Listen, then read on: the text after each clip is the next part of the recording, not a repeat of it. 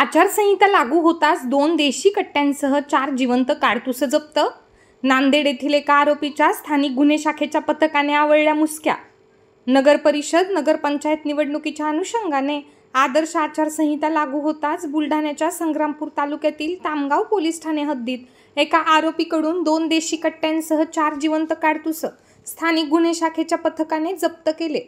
ही कारवाई वरवड बकाल येथे काकणवाडा रस्त्यावर करण्यात आली. पोलिसांनी नांदेड येथील आरोपी पवन वासुदेव कोकाटे याला अटक केली आहे. आरोपीकडून 2 देशी बनावटीचे पिस्तूल व 4 जिवंत काडतुसे हस्तगत करून एकूण 84,000 रुपयांचा मुद्देमाल जप्त करण्यात आला आहे.